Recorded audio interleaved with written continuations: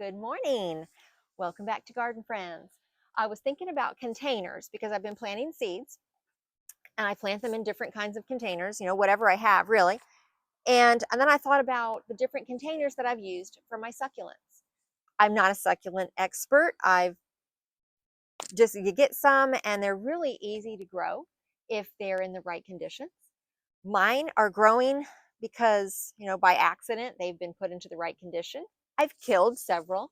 I've drowned them. I've loved them way too much. I gave them no sun, different things, put them in the wrong containers.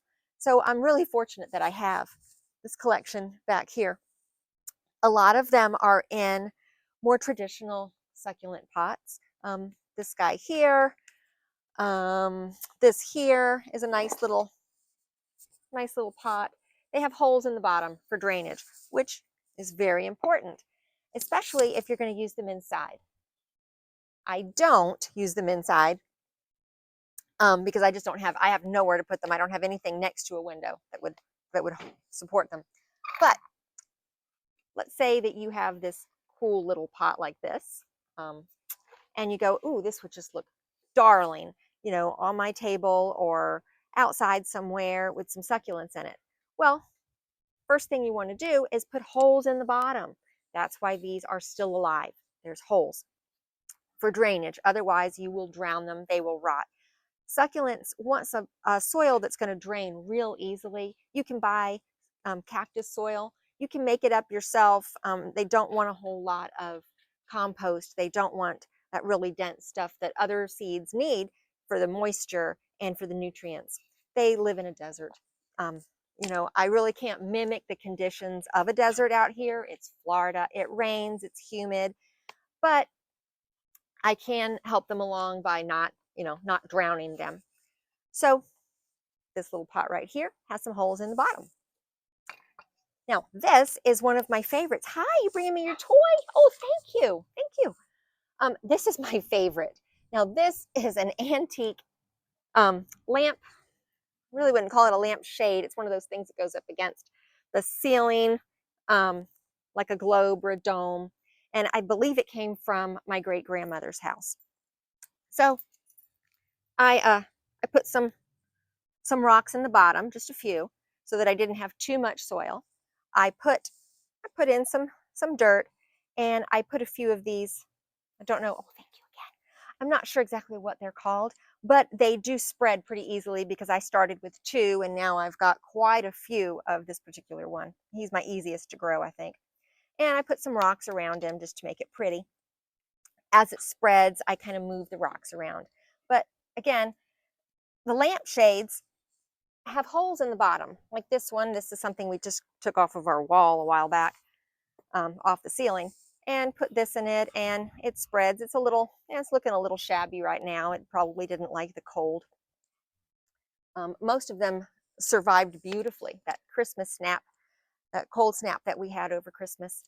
I didn't bring them in because there's just too many of them. I didn't cover them because I was worried that sheets or whatever might damage some of the leaves. So I just crossed my fingers. And the only thing that seemed to show any damage was my pencil cactus there. He's unhappy, but it's still alive. So, we will see. Another thing that I want to show you real quick. This is a succulent pot. It has a proper hole, and I put it in this container here. I have this nice little pedestal.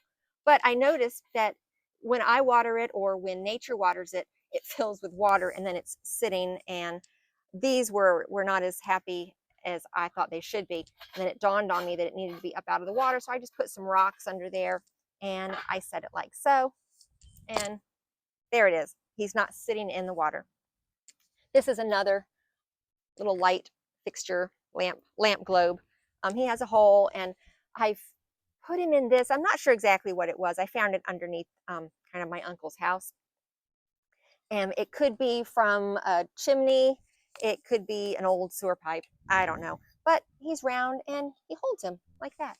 So, you can be creative with your succulents and your containers. Just make sure that they have holes. Make sure that you're not drowning them. If your container's like this, sure, you can use it. You can fill it with plastic bottles, with lava rocks, with anything else, and just give it a little bit of soil.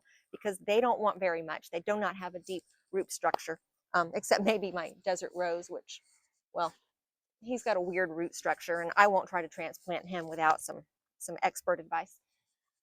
So that, in a nutshell, is, some of the different containers that I'm using for my succulents, and maybe you can get some ideas. I'm sure that everybody has access to an old, you know,